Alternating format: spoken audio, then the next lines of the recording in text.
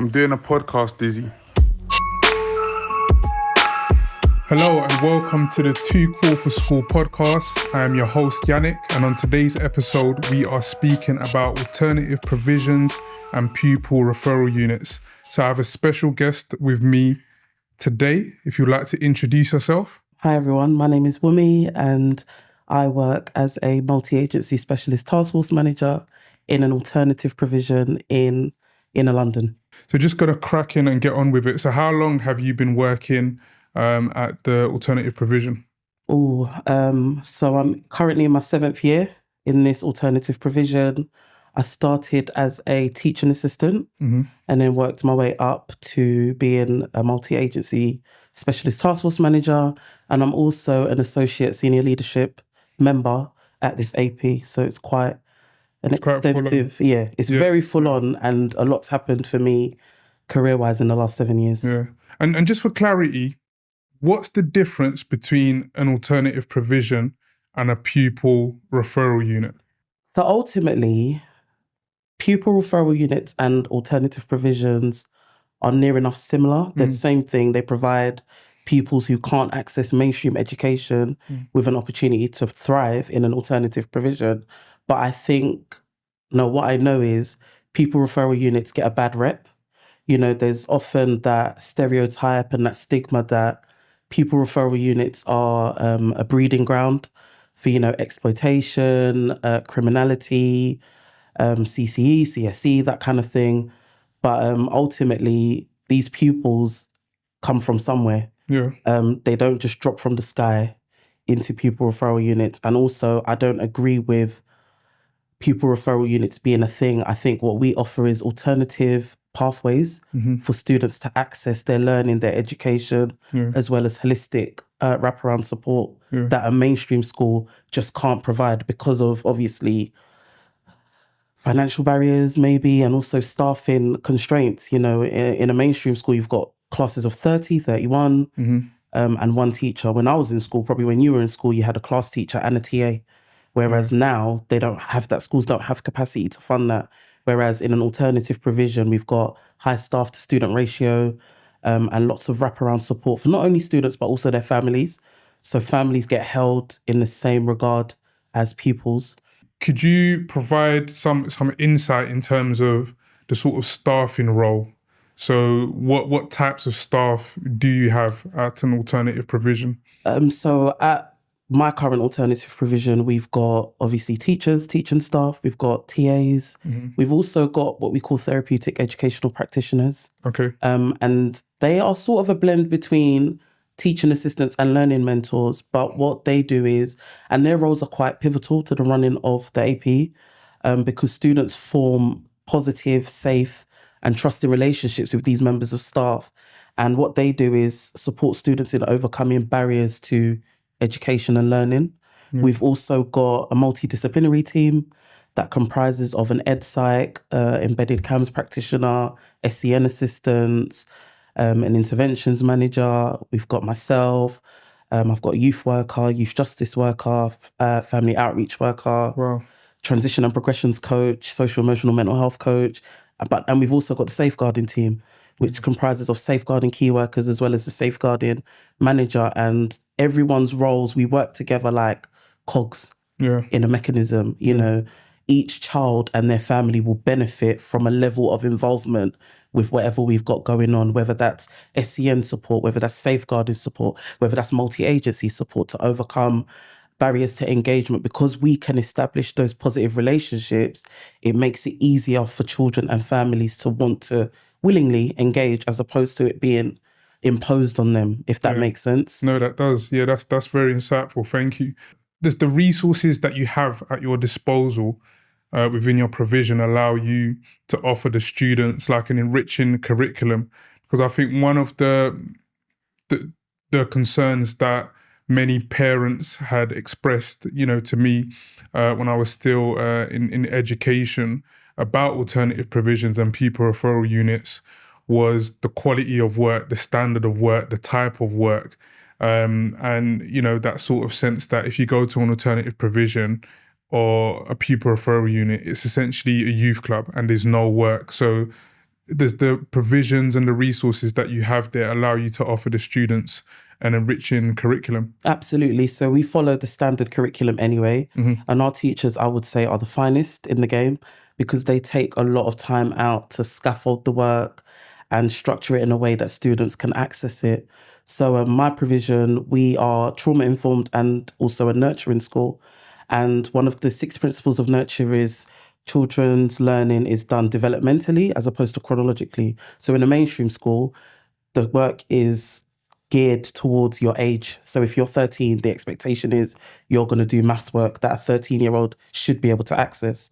But actually, if a pupil comes to us, but their reading age is below average, how can we then expect them to access work of their chronological age? No. We break it down, we chunk it, we throw in interventions to allow them to catch up and work accordingly. That's how we measure our success and that's how we measure our progress. You know, pupils in a mainstream school, you know, you've probably got lessons that are about an hour long and it's probably English. But if they are chronologically aged 13, but they've got the reading age of a 7-year-old, how do you expect them to sit in that 1 hour lesson when they can't access it? And again, because of the constraints of teaching staff in a mainstream school, they might not be able to have the time or the resource to be able to break down and chunk the work accordingly for that specific child. Whereas in my AP that I work in, I told you, my teachers, they're like gold dust. Wow. They do everything and anything they can to support students in being able to learn in a way that suits them and meets their needs. We compare it to like private education because we've got a maximum of 8 pupils per class and it's 1 teacher and you've often got a support member of staff or 2 in there. So each child is given that one-to-one support at one point in a 45-minute lesson. They're not going to get that in a mainstream school. And we get students that come to us for like respite placements. And once they come into the end of their respite placement, they're like, I don't want to go back to mainstream school. Yeah. Because the support and everything that's been provided to me here, I'm not going to get that in mainstream. And I'm worried that I'm going to revert back to my old behaviours. Yeah. But because we can often offer them like remote mentoring and like light check-ins to just make sure that they're staying on track, it helps with that reintegration. But we do what we do and obviously it serves a purpose. And when you hear quotes like that from pupils, you know that we're doing the right thing for them. And what are some of the reasons that students are referred to your provision from a mainstream school? Majority of the time it's persistent disruptive behaviour, but obviously as I've just explained, if they can't access the curriculum, then little things such as talking to their peers or messing around in class will often go on the books as persistent disruptive behaviour. Sometimes it might just be for one-off incidents, you know, if a kid's being picked on and the school's not doing what they need to by the kid, they'll take the law and matters into their own hands and maybe turn up at school with an offensive weapon. So that means that they're directed to us.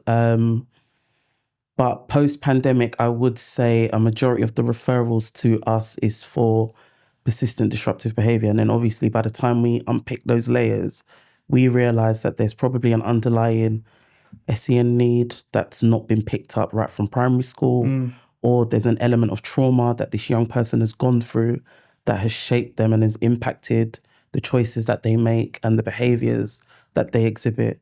And that's when we come in and, you know, middle leaders, we meet around the table and we're like, okay, what can we offer this child to get them back on the straight and narrow? And it's not always about classroom. It's not always about being in the classroom. Sometimes it's about those enrichment offers, so music, PE, other sports, creative arts, even cooking. Yeah. It's little things like that that can make a child's educational experience a lot more better. And yeah, it's just what we tend to do is we tend to think outside of the box and just think, well, if we were this child in this situation, what would we want? That's how we look at all of our students, and it does help. Sometimes it doesn't, and that's okay because at the end of the day, we're just school. Yeah. And we've got other agencies in the partnership that we work in. But I'd say for a majority of the time, the work that we do is enough to make a tiny difference. And that's all that matters really at the end of the day. I've learned that I won't always see the seeds that I've planted in their life, But when they message me on my work phone years later and they're like, Miss, do you remember me? Or can I come in and let's have a catch up? And this is what's going on for me. I'm like, oh. Yeah. So the things that I was saying and, you know, the work that we put in. Those seeds that you they've grown and it's taken about 3 years, 4 years. Yeah. But that's okay because not everything is instant. Yeah. A lot of it is a slow burner. Appreciating the journey. Exactly. Definitely. And, you know, you mentioned that word behaviour. Behaviour. And often alternative provisions and pupil referral units, when people think about those provisions, they just think of it as this is the place that you send kids who are badly behaved. But behaviour essentially, you know, is a form of communication. These young people are telling us something. They're trying to communicate something with us that is not being, you know, addressed. So in essence, an alternative provision and a pupil referral unit, yes, it may be dealing with the symptoms of the behaviour, but not necessarily the cause root, you know, the root cause, sorry. So when we're, you know, trying to sort of dig into the foundation of why is this young person behaving like this, unless we're really trying to, you know, dig deep and look at the core and look at the foundations, you know, we won't really get to the bottom of some of these behaviours. So as a result of that, or on the back of that, do you feel that sometimes mainstream schools look at alternative provisions and pupil referral units as an easy route? Okay, this child is badly behaved. I don't want to deal with them. They can go to the AP. They can go to the PRU. That's quite a loaded question. But what I was going to say is that one of the 6 principles of nurture, again, is behaviour is communication. And if you're not trauma-informed to a certain extent, you're not going to understand or you're not going to want to see what that means.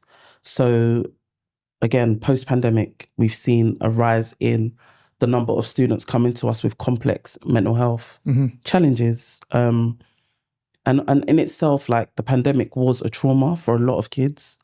You know, that transition that couldn't happen normally, especially for students going from year 6 to year 7, that's a trauma. They didn't get to have a graduation party. They didn't get to have a prom. They didn't get to close off primary school the way they would have seen maybe older siblings or peers in years above them go through. But again, because mainstream school is so behaviourist focused, any little thing is seen as a challenge to the behaviour policy. But when we look at numbers of children being neurodivergent, for example, how is your behaviour policy framed in a way to accommodate them? Yeah. You can't expect neurodivergent kids to like walk in a straight line the whole day around school in silence. That's unfair. Forget neurodivergent children aside, teenagers, young people that are growing up, you know, they're finding themselves, they're realising who they are. You expect them to walk in corridors in a straight line at a certain angle for the best part of 6 hours in a day. You know, there's this slant model as well that mainstream schools have adopted. I don't know much about it, but I've heard about it. And it's, you know, silence at all times. You must raise your hands to show that you're listening eagerly in lessons. Well, how about I can listen, but I'm not eager to listen? So you're going to penalise me because I don't appear to be eager. But by your definition, that's a behaviour point. Why? Yeah. But also, if I've had an argument with my mum before coming to school, I don't want to come and sit in double maths, respectfully. Yeah. If I've not had dinner the night before, context, I don't want to come into school. I'd rather go around the streets and see what I can salvage before coming in. But as soon as I get in, I might be, 5 minutes late. Oh, you're late. You're shouting at me. Of course I'm going to get triggered. Of course it's going to turn into a showdown. Yeah. Have you thought to ask me what's going on? Good morning. Are you okay? Would you like something to eat? Would you like something to drink? And it's those tiny little things that make a massive impact. Yeah. It's those tiny things. Don't expect me to come and sit in double maths on a Monday morning. You don't know if I've had food to eat over the weekend. And I know that's not your job because it's school, but what happened to empathy? What happened to kindness? What happened to understanding? Not everything should be put down to simply being a behaviour concern. Because the majority of the time, it's not. And by the time you unpick it, you'll realize that, oh my God, these kids have got so much that they're battling against. They're going through stuff. They're really going through it. And do you know what? Every day they come into school, you should actually celebrate that, because they could decide to turn left on their way to school and go about their business, hanging around on the streets, getting up to antisocial behaviour. But the mere fact that they've come in, then that means they've realised that school's a safe place. Yeah, it's a protective factor. Exactly, a massive protective factor. But if you're constantly penalising them for things that they seemingly don't have control over, eventually it's no longer going to be a protective factor. And that's when they fall into the wrong hands or into wrong company or the wrong crowd. And then it becomes an even bigger battle to try and fight. So when young people are referred from their schools to your alternative provisions, what's their attitude when they come into the alternative provisions? What's their attitude at the start of that journey? Okay, so fortunately I sit in on the admissions process alongside a couple of other colleagues, and for some pupils, they are absolutely petrified because obviously they've heard about what APs are like or PRUs are like, and they expect to come in and see kids climbing out of gates, kids, smashing windows out through punching them. But actually when they come in, it's still a learning environment. We're still a school. We're just wired differently. So when they come in, they're like, oh, it's really quiet. And I'm like, yeah, because it's school. The kids come here to learn. You might see the odd child wandering in the corridor, but they're just having a movement break because they can have a movement break when they come here. So it's really interesting to see how quickly the anxieties can sort of subsidize in the space of about 45 minutes. Because by the time you start talking to the child and the parent about what the PRU/AP can offer them, shoulders start to become a little bit more relaxed. Young people start to be more engaged in the dialogue, and they start to be a little bit more open and reflective about what has brought them to this point. And then they start feeling optimistic about the fact that, you know what, I can return to mainstream school. This doesn't have to be the be all and the end all. There are some other kids that come and they're just like, don't care. I'm just here because I've got to be here. Don't want my mum to get fined. And that is often a harder challenge, because you've got standoffish teenagers who don't want to be there, but they have to be there because their social workers probably forced them, or maybe their yacht workers forced them. And why I say it's a battle is because they are so completely disengaged that it almost feels like whatever we offer might not be enough. But majority of the time, we do offer the right things because we are an alternative to what mainstream can offer. So if it's, a more highly specialized nurture provision that you require, where you've got consistent adults in a special area of the school, cool, that's for you. If it's accessing your education split, so off-site some days and on-site some days, cool, so be it. And if we know that you'll be fine to manage being in the wider school, so be it. But I think it's very rewarding when, one, you finish meeting parents and the child and they leave with a smile, ready to come and try their first day, the following day. That's rewarding. But also when the kid comes to the end of their journey, parents come in or they send emails or text messages to express their gratitude. That's amazing. It does more for me than anyone can imagine, because we like to call ourselves a dysfunctionally functional family. So every child that comes through our gate, when they leave us, we say, you remain part of our family.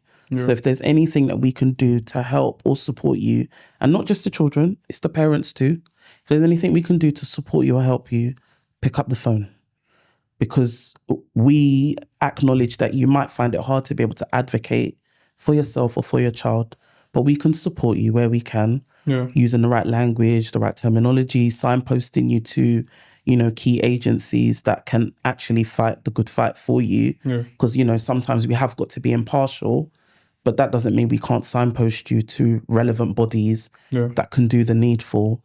But testimonials are always a good way of realizing that what we do is not in vain. And it's actually 100% doing great work. And it's a unified effort. It's everybody around the table coming together. And don't get me wrong, like it is a highly stressful environment and sometimes it can get a bit much, but the beauty of it is when you hear the kids say, thank you for giving me this opportunity.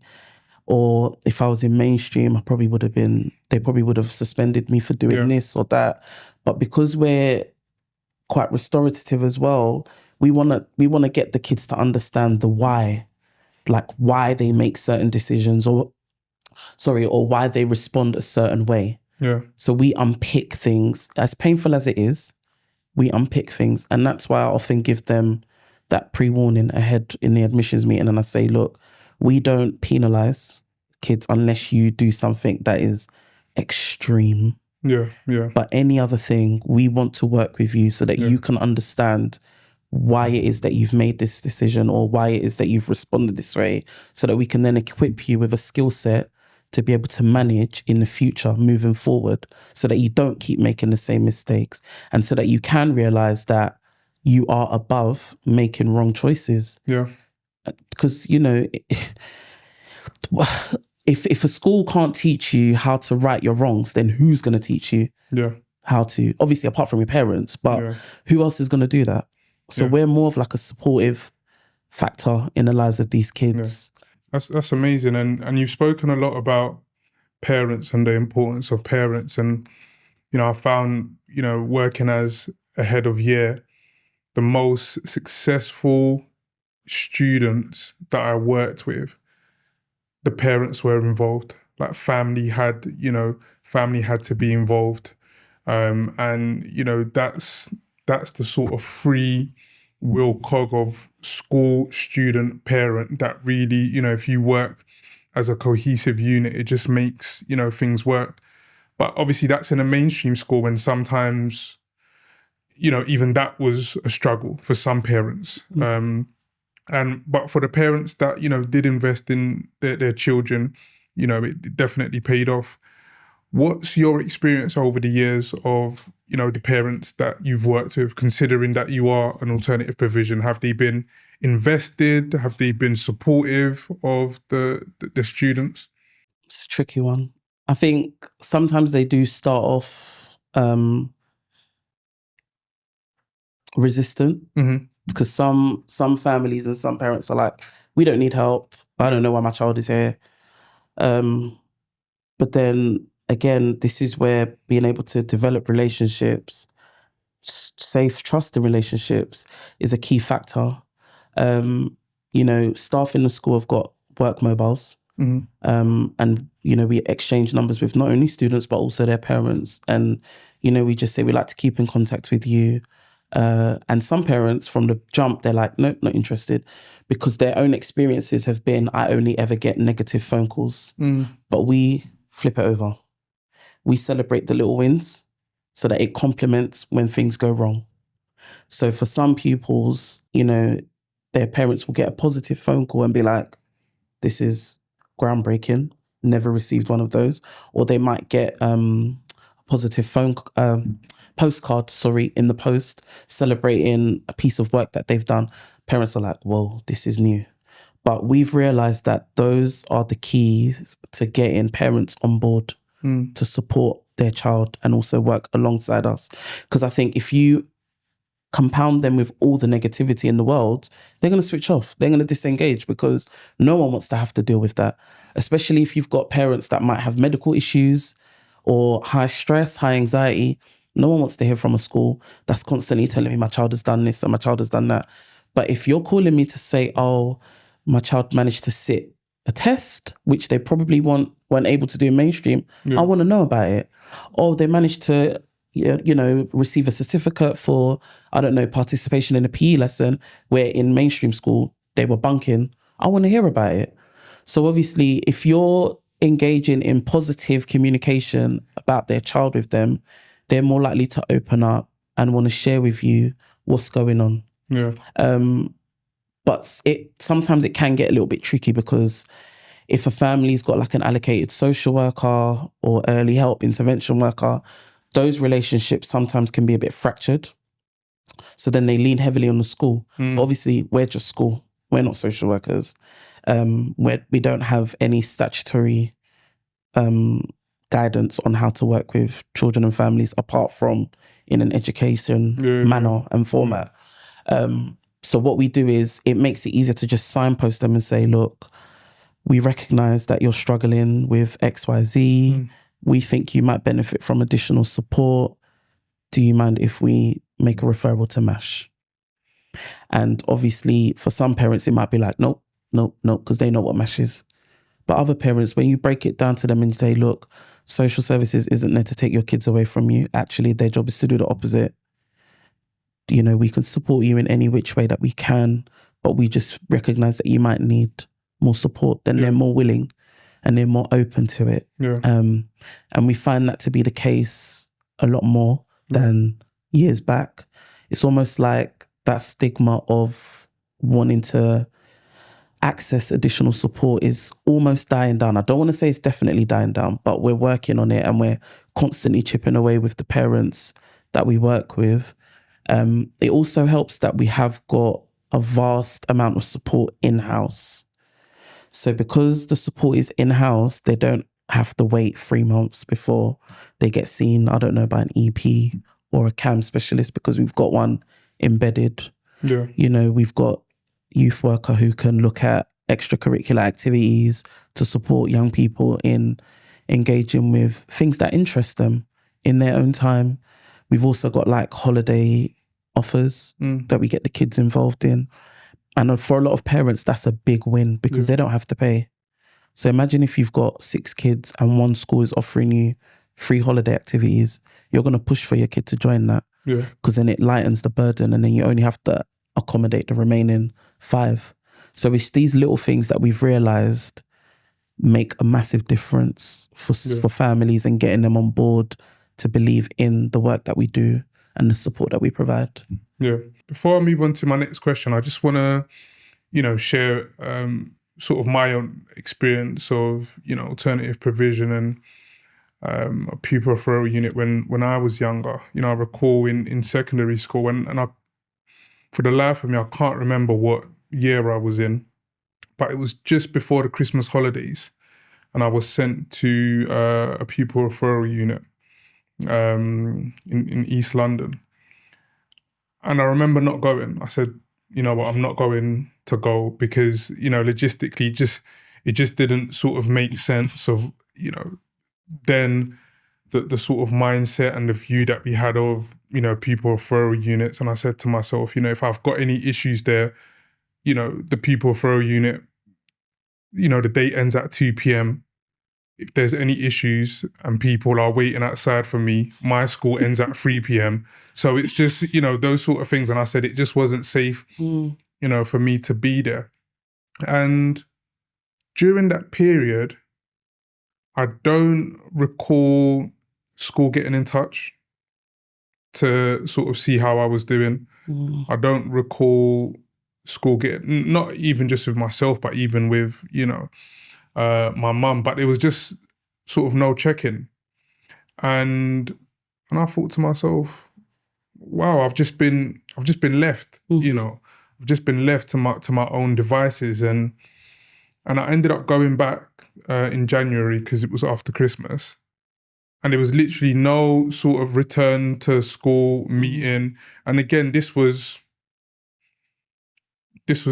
maybe 20 years ago, and maybe things, have changed since then, and the structures are a bit more rigid. But, I was sent away, no return meeting, just went back. And I feel that creates a sense of neglect, which leads to my next question, that do you feel that when pupils go to PRUs and they go to alternative provisions, that it creates a sense of otherness, that it creates a sense of neglect, that people in mainstream schools or people in the community just see them as different and see them as outsiders?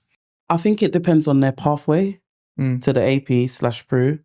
So I don't know how familiar you are with them, but we've got 3 different pathways. So you could either come as a respite placement, so your mainstream schools still stay in touch.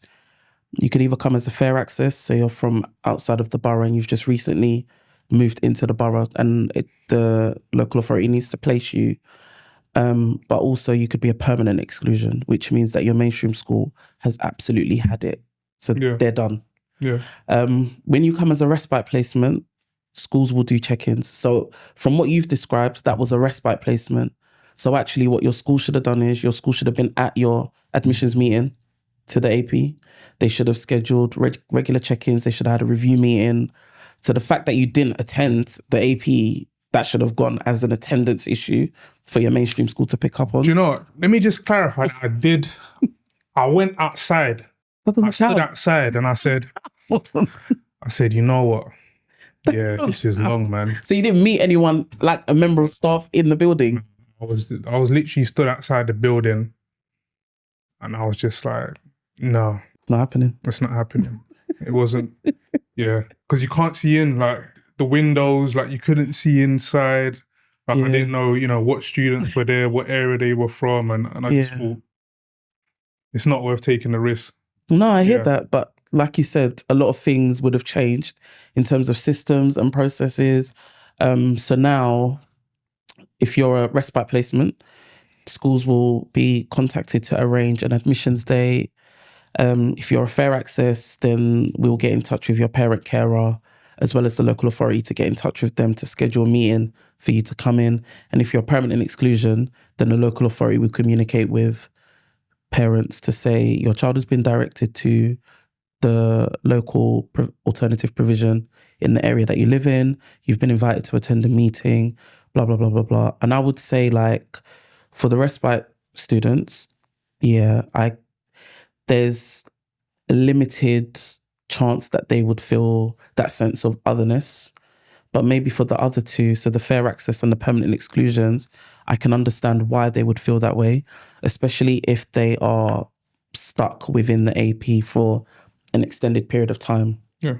But nonetheless, like, they've got people in-house that are constantly advocating for them to sort of be taken to panel hearings and stuff, to be given a fresh opportunity and a chance to try in a different mainstream school. And it is challenging, don't get me wrong, but we're constantly advocating for these kids. No child should be stuck in an AP forever. They should be able to come to us, receive all the support in the world, have all the interventions in the world, and then use this skill set in a mainstream environment.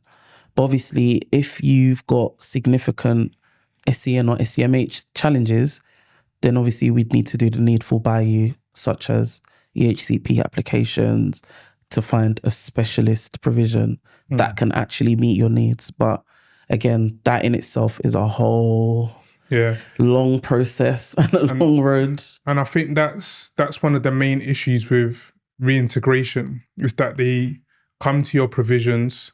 It's a different structure. It's a different ratio. You talk about the wraparound support. It's different, resources and interventions and adaptations that maybe mainstream schools aren't able to provide. So when we think about reintegration, essentially how successful would the reintegration be if we know that, schools are stretched in terms of their resources, in terms of their staffing, in terms of what they're able to do, in terms of what they're willing to do as well in regards to their, behavior and behavior policies. So how successful is reintegration, really, if schools aren't able or sometimes aren't willing to replicate, the things that were put in place at the APs that, would make the students successful. So, reintegration is definitely, a difficult aspect of it. So I wanted to also ask, what are the demographic of the young people, not only in your provision, but in the provisions in, the area that you work? What's the general demographic of the young people in those provisions? Majority male pupils, although we are seeing an increase in girls being referred to us. I would say there's almost an even split between Black, Caribbean, African, and also Asian. So Indian, Pakistani, Bengali. a few white male kids, Yeah. mixed, children of mixed heritage. It's almost like a mixed bag, but I would say it's more of almost an even split between black boys and Asian boys. Okay. I couldn't give you the stats off head.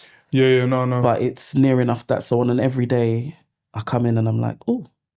Or like if I'm doing interviews at our other site and I come back to the main site the following day, I'm like, more kids. Like kids just come out from under tables, behind cupboards. I'm like, who are you?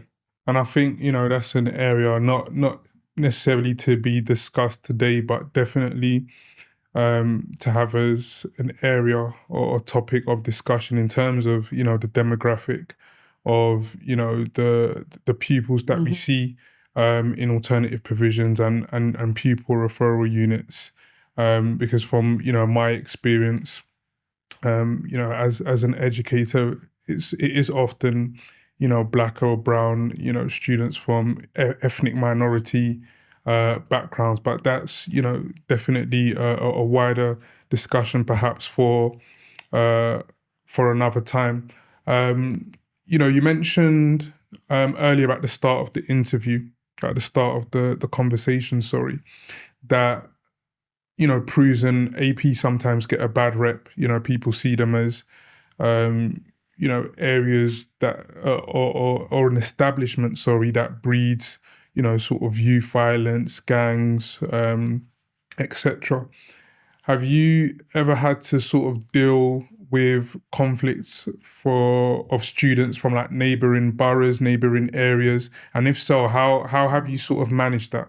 So we have had to deal with such conflict, but I think because like multi-agency partnerships are quite good at communicating, if a young person is referred to us from somewhere and there are concerns that if they're in the same environment as other pupils from somewhere else, then what we do is we have professionals meetings and we look at risk assessments and we look at safeguarding, because before you can effectively educate a child, you need to ensure that they're safe. So if them being in our provision isn't the best thing for them, then we need to explore other options. And we'll often have that dialogue with the local authority to say, look, we're concerned about XYZ. What support can you provide us? And oftentimes, by the time due diligence is done, sometimes these things can be resolved through a matter of, repair and restore conversations with the pupils of concern. But oftentimes, if we are significantly concerned that street violence could spill into the school environment, then we make adequate adjustments and arrangements to split children of concern up. It can be hard though, because if a child's been permanently excluded from school and there's only one place for them to go, your options are limited. Yeah, of course. Your options are very, very limited. And again, there has to be like adequate evidence to suggest that this young person is at risk of, and this is the language that they will use, risk of significant harm, for, adjustments to be made and alternatives to an AP being explored. It is hard, but we try our best by all these kids with the support of the partnership. And they all contribute to safety plans, risk assessments, because our priority is keeping children safe, obviously. And speaking of safety, whether it's yourself or your colleagues, have you ever feared for your own safety whilst working at the provision? Personally, no. Yeah. A lot of these kids are just misunderstood, and they tend to be judged by what people read of them. But again, like I've met kids who on paper are supposed to be like extreme deviants. El Chapo. Yeah. But if you meet them, that butter wouldn't melt. Yeah. Do you know what I mean? And kids deserve to be respected and treated just like any other person, regardless of their shenanigans. And again, behaviour is communication. Yeah. If what's written about them on paper is what's written about them on paper, why haven't you unpicked what's led them to get involved in these extracurricular activities? Yeah. Why hasn't support been provided to occupy their time so that they're not getting caught up in stuff? But honestly, like, these are the kids that people have got the most brutal things to say about. But when you see them in like a food tech lesson, they're having the time of their life. You see them at break and lunch, shooting hoops, shooting goals. They're having the time of their life. They come to school on time every day. Yeah. But you want me to believe that they are hardback criminals? Nah. They're just kids who deserve a chance to be children. We don't know what they've got going on for them at the time of what we're reading about them on paper until we meet them and we start to unpick, you know, what's going on with you? Is this true about you? Like, raw, talk to me. Wagwan, what's going on? Yeah. Talk to me on a level. I'm here to help. Yeah. And then they open up and you're like, oh, times are hard. Yeah. No wonder you're getting involved in all sorts of rubbish. Okay, cool. We've got, you know, maybe a little bit of funding here that can buy you a little, I don't know, pair of trousers for school. Because for some of them, it's that little, you need food vouchers for your mum to do. All right, cool, we've got you. Yeah. Little things. We want you to come to school and be a child because that's your job. Yeah. Your job isn't to provide for your family through any which way possible. Just come to school, be a child, be you. Let's know you for you. Yeah. Let's unpick what makes you tick. Let's unpick what your interests, your hobbies are and see what we can make of it. Yeah. So I just believe in treating kids as kids. Yeah. Level playing field, all of that. That's amazing. And I think, you know, to follow up on that, in my time in education and working with PRUs, supporting PRUs, or from my knowledge of PRUs, I don't recall ever hearing, you know, many success stories. And, you know, it's always the bad rep. It's always this person's here for doing X, Y, and Z. And essentially, whether it's an alternative provision, whether it's a pupil referral unit, it's a school. So I was hoping if you had any success stories that you could share so that, you know, our audience and viewers, you know, parents, educators can, you know, hear about alternative provisions, hear about, you know, these type of establishments and know that actually there is good that is coming out of there. So first, I think it depends on what everyone's definition of success is. And for me, success isn't linear and it's not the same for everybody. So in the last 3 to 4 years, we've had a fantastic transition and progressions team that work with post-16 pathways and transitions. And they've been able to secure post-16 pathways for the last 4 year 11 students that have left our AP. Yeah. So be it further education, be it employment, be it an apprenticeship, all those kids are going on to do something. And it's hard work, you know, because you're doing the applications for them, you're supporting them by going to interviews. So in the last academic year that we've just had, I worked heavily alongside the transitions team and I was really actively involved with year 11 support. And it just opened my eyes and I was like, these kids need someone who is literally going to say, meet me at this college for 4 o'clock. Yeah. Because your interview is on this day. Yeah. They need it. Should we be doing it? I don't know. But do you know what? I don't mind doing it because at least I can secure them a possibility for September. You know, we've got kids that have gone to college. It's not really tickled their fancy. All right. But they've gone on to secure full-time employment. Others have gone on to do apprenticeships. For me, a success story is when a kid can come back to the AP and be like, this is what I'm doing with my life. There was a kid that I worked with like in one of the first couple of years that I worked there and she recently graduated. She's a dental nurse. That's amazing. Like she messages me every other week and it's like, just checking on you and me. This is what's going on for me. And I'm like, you make me so proud because at the point that you get sent to a PRU, society's kind of like, done with you. You're next to bottom of the barrel. And again, because of stigmas and stereotypes, it lowers the self-esteem and self-confidence of a lot of children. Yeah. And you already know that children struggle with that. Yeah. So what they need is consistent adults that can reaffirm them. And it can be draining because you've got to tell them, like, you can do this, even when they're upsetting you by, you know, coming to school about an hour late into the day, even though you've called them to wake them up. But you still have to be on your A game and reaffirm them because you are that trusted adult in their life. Sometimes outside of their parents, but sometimes alongside their parents. Yeah. But success stories for me is kids coming into school every day. That's amazing. Kids having 100% attendance, maybe 99% punctuality. A win's a win. Kids getting certificates in reward assembly, another success story. Do you know what I mean? It's children being able to engage with interventions. That's a success story. Because where we read about them, they're like, no, refuse to engage. But they come to us and all of a sudden, They're engaging. You couldn't ask anything else from them. Yeah. Do you know what I mean? So I think it's just about defining what your definition of success is for that child at that moment in time and working towards that. And then you pull out the next big goal, the next big goal.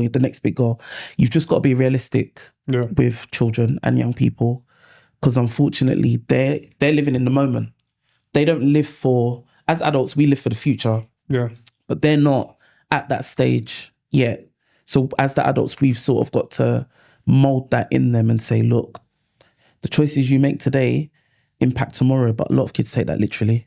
But we mean the tomorrow of the future. Yeah. So it's just about what your definition of success is and what your parameters are going to be to measure that. And I wanted to know, what would you advise to mainstream teachers and mainstream schools in regards to how to manage, you know, challenging behavior? Because often, you know, they see challenging behavior, you know, they can't deal with it. It doesn't meet the, you know, the sort of requirements within their behavior policies, and you know, the next steps is to perhaps move them on to APs and PRUs. So what would your advice be to mainstream schools and mainstream teachers, or mainstream school teachers in terms of how to manage challenging behavior? It's a really hard question. That's a really hard question because I can only imagine how chaotic it is to work in a mainstream school. I think the only thing that I can advise is just talk to the child. Yeah. Just ask them, are you okay? Is there anything I can help with? Especially if it's a child who there haven't been concerns with their behaviour, but maybe they've gone away for a holiday and come back and their attitude's changed, personality's changed. Just ask them, is everything okay? Like, is there someone that you need to talk to? I'm concerned about the change. Yeah. Just talk to children. One thing I know about children is they want to be spoken with. They don't want to be spoken to or spoken at. I was once a child. Don't talk at me, talk with me. Yeah. Do you know what I mean? Like, ask me, how am I? Like, don't just assume, and also don't just punish because you don't know what's going on. A simple, are you okay, could unlock Pandora's box for you. Yeah. And then obviously as the teacher, you then know where to go with the content of that dialogue. But just talk with them, you know, like, again, empathy, kindness, understanding, like those are the makings of what I believe is an educator. Yeah. If you don't have patience, you're in the wrong field. Yeah. You are 100, because kids are going to make mistakes every single day. That's their job. But we are their allocated guardians to support them. They're not going to get everything right 100% of the time. No, they're not, because they're still learning. But if you constantly penalize them every time they slip and fall, of course they're just going to be angry and aggressive with you and not turn up to your lessons. Just talk to them. Is everything okay? Literally. How are you? Yeah. Just to check in. Offer them that space where they can be themselves, like a safe space. Do you know what I mean? I think it's a lot of pressure, but I think form tutors just need a little bit more time and support to be pastoral in a sense. You know, gone are the days where you would have had registration for like, I don't know, 30 minutes in the morning. They've probably stripped it back to like 10. And if you're a chronic latecomer to school, you're not going to see your form tutor. Yeah, you're not getting none of that. You're not getting that quality time with someone who is supposed to be your key person, your go-to. Yeah. Do you know what I mean? So it's just being honest with them and being like, come on, what's going on? Talk to me. No, that's very helpful. And to finish off, if you could speak to government now, we've got a new government in place.